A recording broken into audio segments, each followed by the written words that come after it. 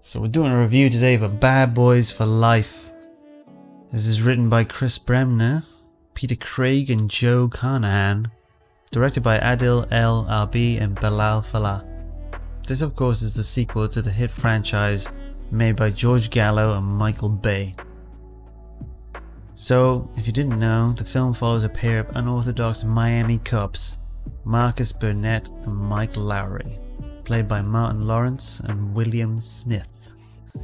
And when Marcus brings their age and possible retirement into question, Mike is reluctant to admit that their age is catching up to them.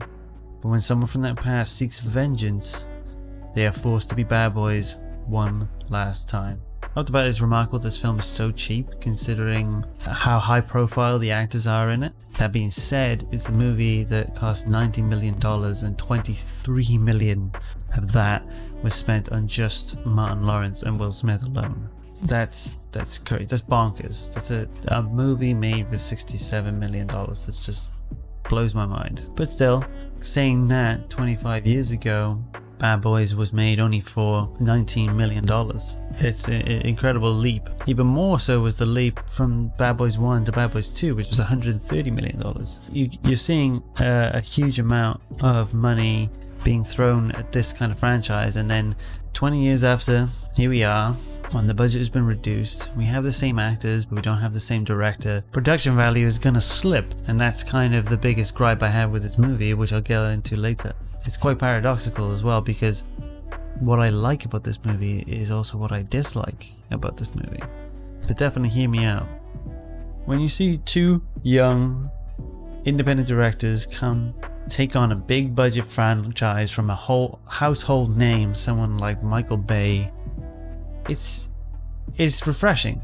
It's really refreshing to know that you've got a new take on it, and possibly this franchise will take a turn in a way that's going to revitalize its essence. You know, it's going to bring it to maybe not just to a broader audience, but it's going to bring back people who love the franchise and restore faith.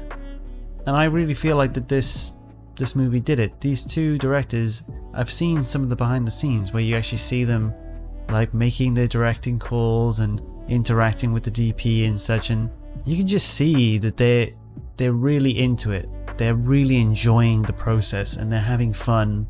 That's what you want to see. You want to see people being creative, having fun, being excited. But that's what we get here. We get a film where the action for once is grounded in a realism, and even the narrative itself plays with the meta of how these are older actors, these are older people. And I feel like a lot of this is inspired from the John Wick movies. The John Wick movies have pretty much changed the acting stunt role. They've changed action films forever now, because people want that level of clarity in their action. A focus on clear, strong stunt work, having to resort to shaky editing and incomprehensible blurs. It's just not fun to watch. It's not fun watching a movie and not being able to tell where the punches are coming from, how much finesse that they're putting into it. That's not what you're looking for from a fight scene. You're looking to see and be wowed by skill, talent and technique, and the editing technique is not what we need. And to be honest, I've never really been a big fan of the Bad Boys franchise. It's not like I've had a problem with it. I liked them, but they were just movies. I was always more of a Lethal Weapon fan. But these two, Lawrence and Smith, Burnett and Lowry, they should be up there with the Riggs and Murtaugh, the Tango and Cash, the Turner and Hooch. It's amazing. Another point of what I liked is the performances. Their chemistry and performances, they're fantastic.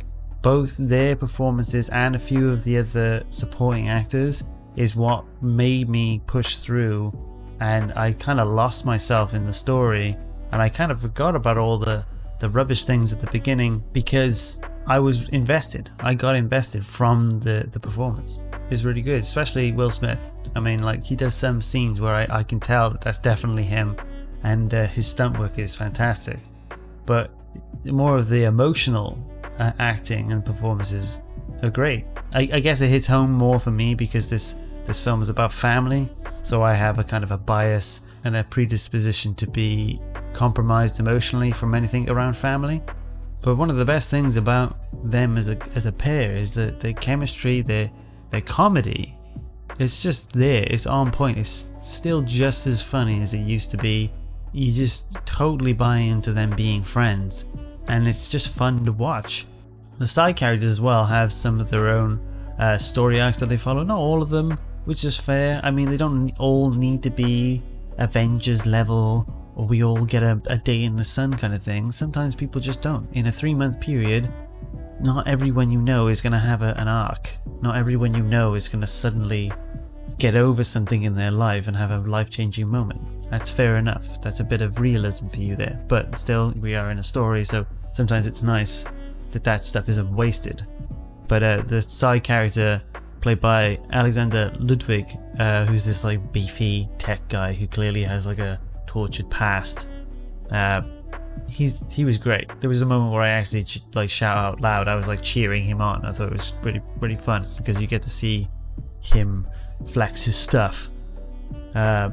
Also, I kept thinking that Paola Nunez was like Trinity in this movie. I think it's probably because Cypher is in this movie as well, but she just has that look, you know, that pale, very distinct dark eyebrows with the dark hair, badass attitude. It's Trinity. I mean, like one of the most badass action heroes we've ever had. Speaking of Cypher, Joe Pantoliano reprises his role as the captain. God damn you, Cypher.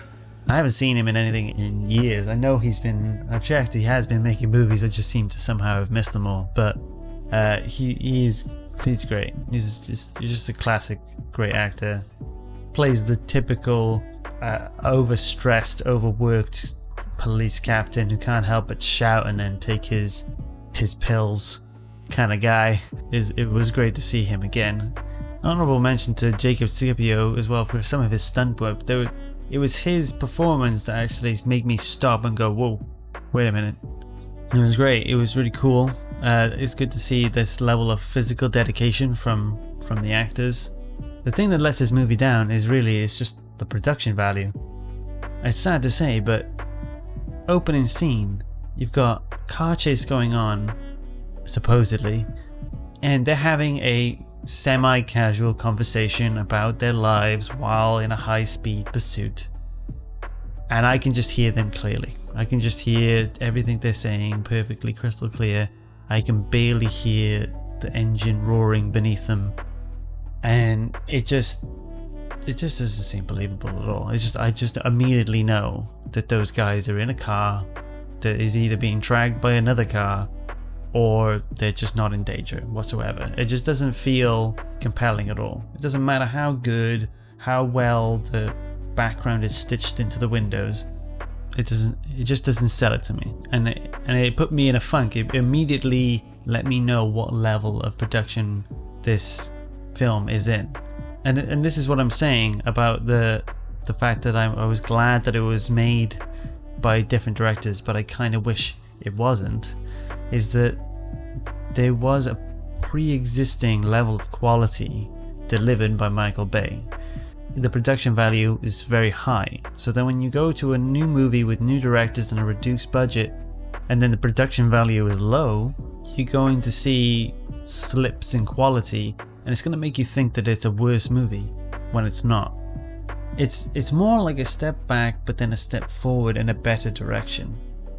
Michael Bay used to use something called the Tony Scott hand crank technique. He used it in The Rock. It's a very good way of accentuating action with these crazy flashes and zooms in montage. They used it in Hot Fuzz as well for all of the montages when they're loading their guns and stuff.